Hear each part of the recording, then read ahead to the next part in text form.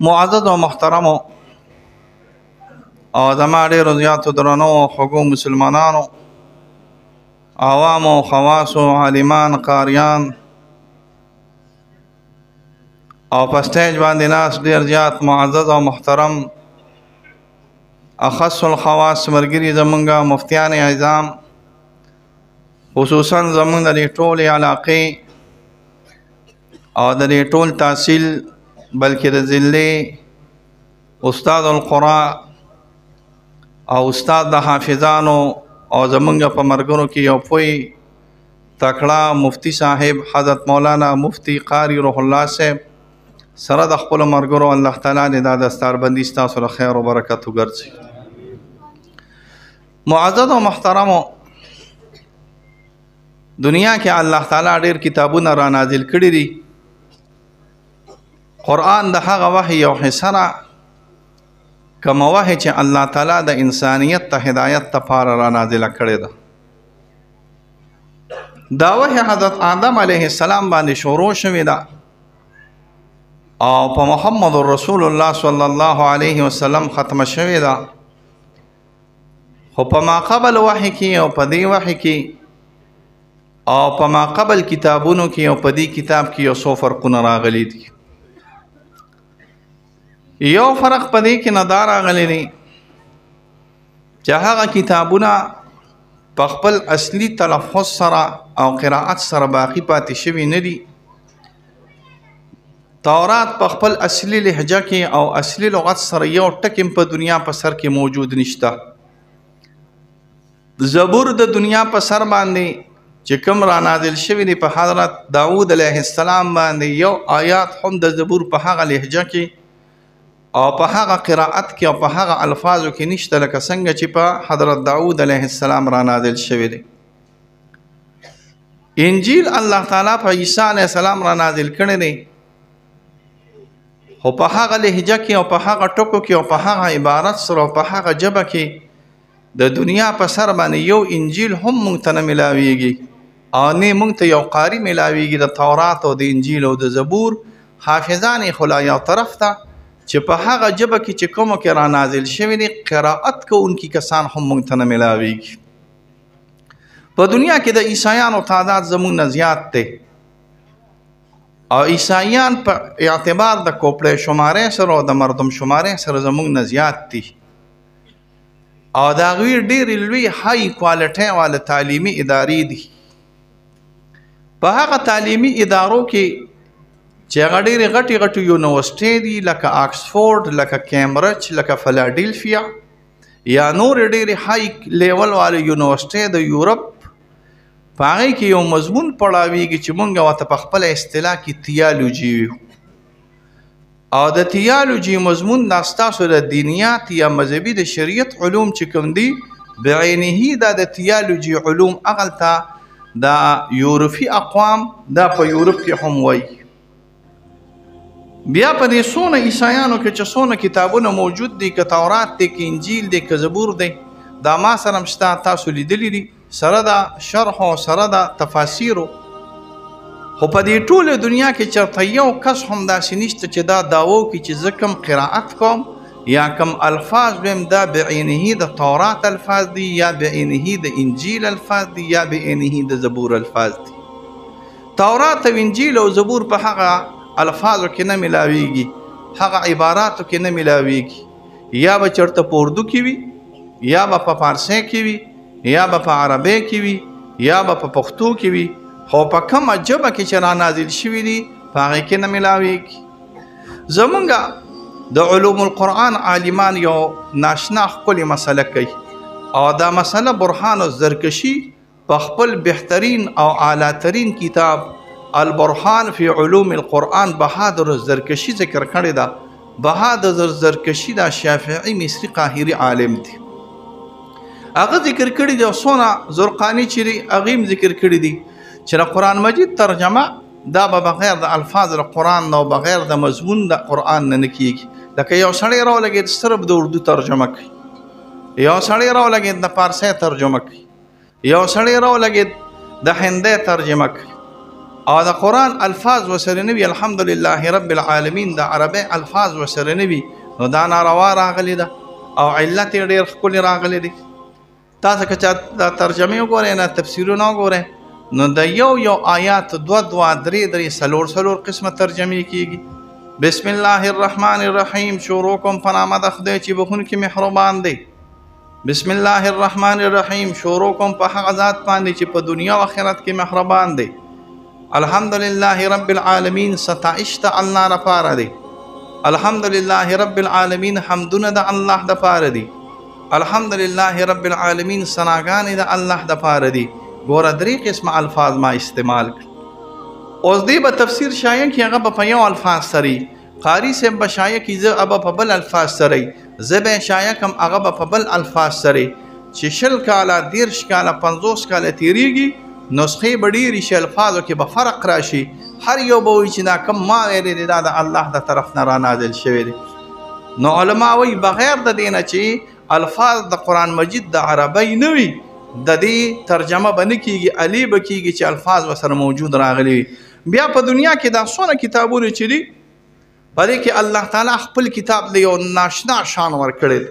دا تقریر اوږد دی او علمي دی خو زه په دغه انداز سره نشم کولی ځکه وخت لږ دی زه لرې را روانې. د قرآن یو علم دی موږ ته فصاحت او بلاغت ویو او دا فصاحت او بلاغت داسې علم راغلی دی چې په دې کې ځان له امامان مشهور راغلی دي. زمونږ یو امام دی موږ ته زمخشري ویو نوم ځان سره یاد شاته. زمخشري دا د لغتو امام دی د عربیت امام دی.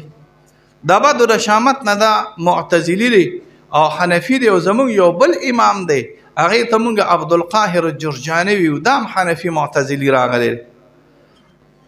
زمخشري د دنیا په سر یو اعلیترین کتاب لیکلی د کشاف ورته ویل کېږي او د طیبي حاشیه چې بیا په کشاف باندې ګورې نو د انسان عقل حیرانوي چې دا د کمې نمونې فصاحت او بلاغت الله تعالی ورکړی او عالمان وایي د زمخشري په خپه باندې ګوړو او د عبدالقاهر الجرجاني په خپه باندې ګوړو وی لولا الاعرجان لزاع فصاحت القرآن که دا دوانه ګوډان نور راغلی نو فصاحت د قرآن به پیژندلی چانو چې الله تعالی دونه فصیح کلام را لیږلی.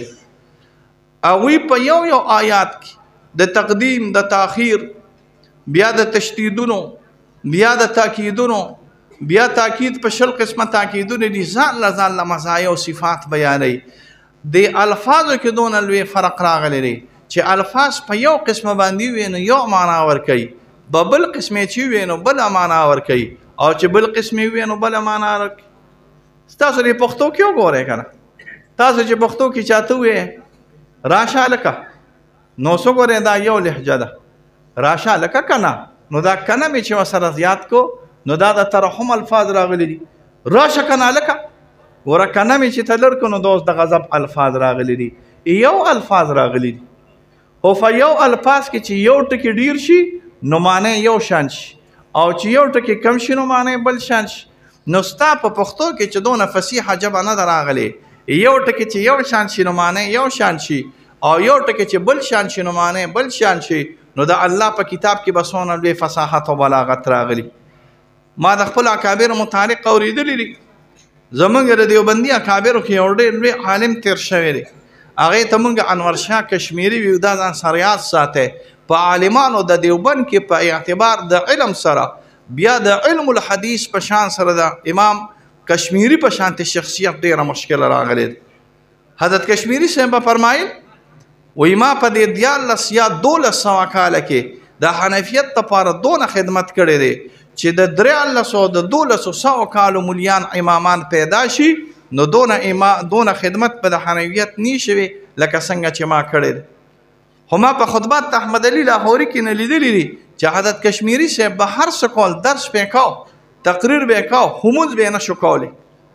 مونځ ته چې کله مخکې شو بس چپه شو بیا چې به کله مخکې شو چپه شو مونځ به یې د امامتۍ نه شو کولی شاته مونځ به یې کولی شو خو د امامتۍ مونځ به یې مخکې نه شو کولی. ولې ځکه د امامتۍ په مونځ کې مونږ قرائت کوو. څه پکې کوو؟ قرائت. امام قرائت کوي او تاسو چپ ولاړ یې.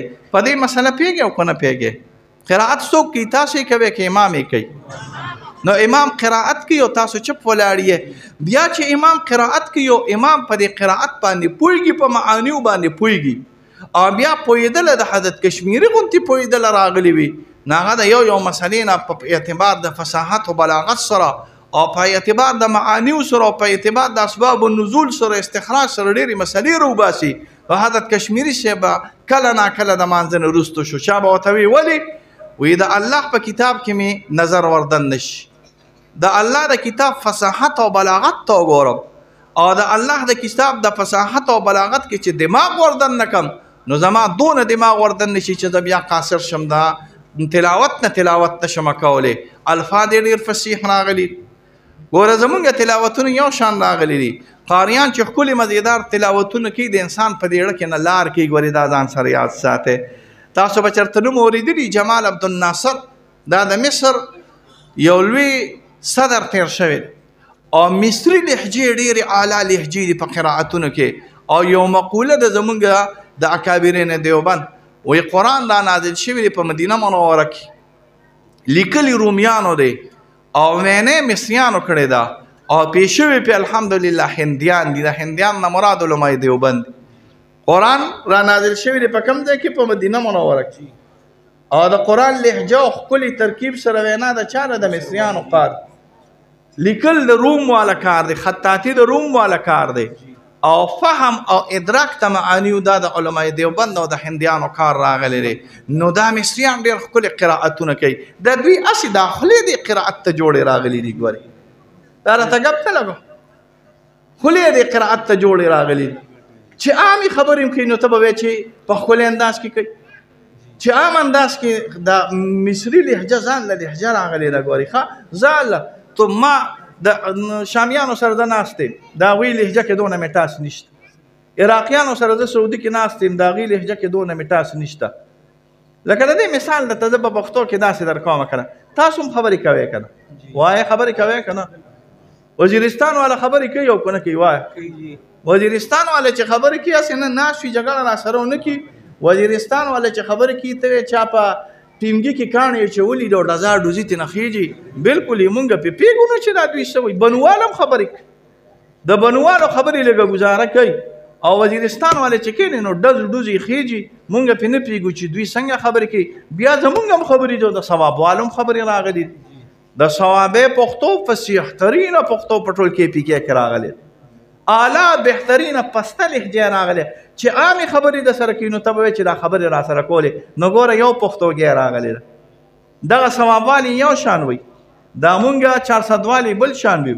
او وپرېدو ته خو د الله تعالی ورسوه نو هغه چې مونځ کوي نو هغه بجلیګر ملا صاحب یې پېښې کړي دي سبحانک اللهم وبحمدک وتبارک اسمک ورته نو ته به وایې چې جګړه را سره کوي د هر چا خپله لهجه راغلې دغه شانتې په عربو کې راغلي د بیروتیانو ځان له لهجې دي لبنانیان ورته وایي عراقیان ځان لري مصریان ځان لري سعودیان ځان نه راغلي خو د مصریانو دا خوله الله تعالی بس د قرائت ته سمه کړې ده ګورې ځکه مونږ یې ویو چې قرائت دا د مصریانو قرائت راغلی دی دا قرائتونه به خپل خاص انداز سره کوي دې کې ثواب د تجوید زده کول دا د واجبات او د فرائضو نه راغلی دی په قدر د دونه چې صلات په دې باندې جایز شي دا واجبات او فرائضو نه ښه انداز کې وینا دا بهتر شي راغلی دی د الله تعالی د طرفه امر راغلی دی ورتل القرآن ترتیلا صحابه به کوشش کو چې مونږ همغه الفاظ ویو چې کوم مونږ د رسول الله صلی الله علیه وسلم نه اورېدی نو دې کې خیر او برکت راغلی الفاظ د حدیث کې هم کوشش کوه چې حق شانې وي بیا الفاظ د قرآن خو چې خامخا ته په حق انداز وي چې کوم انداز د رسول الله صلی الله علیه وسلم دی نو د قرائت شعبه د تجوید شعبه دا د کتاب الله د علم د علومونه یو اعلی ښکلې شعبه راغلې ده په دې کې به درته یو کتاب نوم والمه تاسو قاریان صاحبان خو د شاطبیې او د ابن یسیر کتابونه السشر العشر فی قرأة العصر د کوم څه راغلی دی دې کې یو ښکلي کتاب نن سبا راغلی الکامل د ابن جباره ورته ویل کېږي لس جلده کې نه راغلی دی سو الکامل لابن جباره الکامل د ابن جباره فی قراءات په قراءتونو کې د ابن جباره قراءات او بیا الکامل غونته لس جلده کې کتاب لیکلی دی نو الله تعالی د ستاسو په دې لهجو کې خیر او برکت واچوي دا بهتر کاوش راغلی دی دا ښکلې طریقه راغلی ده او ښکلې انداز سره قرائت کول چې د انسان پړه کې نه یو ښکلی منظر پیش کړي. دا خره ما تاسو ته خبره ده جمال عبدالناصر شروع کړی و. زمونږ نه قاري عبدالباسط صاحب مونږ چې واړو نو بس د ښکلي قرائت کې لګیا به، اوس لاړه وفات شو. دا ټول طرزونه د قاریانو صاحبانو ته پاتې شوي دي. څوک کوي دا قاري ناصر احمد علي، دا د باسط طرز کوي. ها باسط دا اصل کې مصري و او په هغه زمانه کې د روس بادشاه راغلی خروشیف نوم ځان سره یاد ساتي. خروشیف دا د روس بادشاه دی، نه خدای مني نه رسول مني. روسیان نه خدای مني نه رسول مني نه کتاب بسو مني. خو د مصریانو یو عجیبه طریقه ده او هغه عجیبه طریقه دا ده چې دوی کینی نو هم تلاوت کوي، چې دوی ډوډۍ خوري نو هم تلاوت کوي، چې دوی له ډوډۍ نه فارغ شي نو هم تلاوت کوي. نو چې د چا د کوم شي سره مناسبت وي نو دوی هر وخت کې تلاوتونه کوي. مصر کې قاهره کې دا رواجونه راغلي دي. نو عام عمومي د بادشاه مجلسو خو باسط ته وي چې ته تلاوت وکړه. نو اوس د روس بادشاه نه خدای مني او نه رسول مني، خو باسط تلاوت شروع کړ. باسط چې کله تلاوت شروع کړ نو د روس د بادشاه د سترګو ته چې کله وکتل نو په هغې باندې اوښکې را روانې وې. نو چا ورته وویل څنګه اوښکې را روانې دي؟ وی نه پیږم خو په دې کلام کې نه اثر راغلی دی، نه پیږم خو په دې الفاظو کې اثر راغلی دی، نه خدای منو نه رسول منو نه کلام منو، خو بیا هم الفاظ داسې الفاظ راغلی دي، الفاظ یې داسې بهترین ښایسته الفاظ راغلي چې په معنیو باندې پیږم نو بیا به الله تعالی انشاءالله د دې الفاظو اثر په تاسو باندې کوي. او یو ناشنا واقعه مې په زورخاني کې نه لیدلې وه. دا درې غټ مخالفینو د الله د پیغمبر صلی الله علیه وسلم، یو ابو جهل ناکار هم په جهل کې مړ شوی، یو ابو لهب هم دقه شان په جهل کې مړ شوی دی، او یو ابو سفیان دی الله تعالی ورته بیا ایمان نصیب کړی دی. د الله د پیغمبر صلی الله علیه وسلم کور داسې تکوني غوندې راغلی و. تکوني دې ته ویل کېږي د سموسې په شکل کې و، درې ګوټې راغلي و. د الله پیغمبر صلی الله علیه وسلم به د شپې تلاوت کا، د سارې تلاوت، د شپې تلاوت، د تهجد تلاوت، دا په شریعت کې اعلی ترین تلاوتونه راغلي دي. ته ملائک تبدیلیږي، دا اعلی تلاوتونه راغلي. نو د الله پیغمبر صلی الله علیه وسلم تلاوت کا. ابو جهل هم راغی او کونې ته ودرېد، ابو لهب هم راغی او کونې ته ودرېد، او ابو سفیان هم بلې کونې ته ودرېد. بیا چې کله روانېدل نو لاره کې د یو بل سره ملو شو. نو چې دا مشران ملو شي او مخالف ته سر ټیټوي نو بده خبرې. نو یو ته وایي څه له راغلې وې؟ یاره وایي صفا خبره ته کومه چې د محمد صلی الله علیه وسلم دا زمونږ د طرفه د ده د تلاوت ته اورېدو دپاره راغلی. ویې لکه ګورې که دې قوم ته دا پته ولګېده چې زمونږ د قوم دا درې واړه مشران دا د تلاوت ته اورېدو دپاره د محمد صلی الله علیه وسلم کور ته ځي، دا ټول خلک به ایمان راوړي. وایي زه قسم دې په لات منات او عزا باندې سبا به نه راځو. او یاد ساته نسواري ني دا په ورځ کې 15 قسمه خوري. څو قسمه خوري؟ 15. ها کینا ملا محمد عالم نوم دی لیکل، عالم خانه په دې کار نه کیږي، اشین غوږ راولېږه. خبره مې عالم خانه بچیا تا ته دا کوله چې ګوره نسواري ډېر قسمونه خوري او قسم دی او قرآن دی، خو بیا چې کله دا شونډې نه خارق شروع کړو بیا مونږ ډېر قسمونه خورو چې یاره مونږ به چای نه څکو، چای عادت زما دی او چې څکو یې نو کمه به یې څکو، خو چې تر ماسم خلاص کړي نه نو کار نه جوړېږي. ګوره دا یاد ساته. خبره مې دا کوله چې بیا ماسخوتن پرې نشه ولګېده. نشه نه ده چې مونږ وایو چې دا نشه ده، خو خوند دی د قرآن هغه خوند. بیا ماسخوتن راله کېناستل، سار چې بیا روانېږي یو بل سره ملو شو، وایي دا به څه چل کوو، بیا په درېیمه شپه بیا داسې چلو شو. خو د قرآن یو اثر راغلی و، هغه اثر بیا آخر کې مجبور شو او ابو سفیان صاحب د ایمان راوړه په محمد رسول الله صلی الله علیه وسلم باندې. نو د قرآن د الفاظ خپل خیر دی، خپل برکت دی. نفس الفاظ چې سمې الله تعالی په هغه ځای کې خیر او برکت را نازلوي. دا مدرسه د الله تعالی کامیابه کړي. دا زمونږ د حضرت مفتی قاری روح الله روحاني او د ده د دې ملګرو په کاوش باندې مونږ ډېر زیات خوشحال یو. الله دې مدرسه کې خیر او برکت واچوي، د تکلیفونو مصیبتونو نه الله تعالی په امان کې وساته. او زما لږې خبرې به په ډېرې باندې منظوروي ځکه قاري صاحب زما باندې لږ لوډ زیات دی. نو چې لوډ زیات دی نو بس زما لږې خبرې به په ډېرو منظوروي او مجلس کې الله تعالی خیر او برکت واچوه او د تکلیف او مصیبت نه الله تعالی په امان کړي.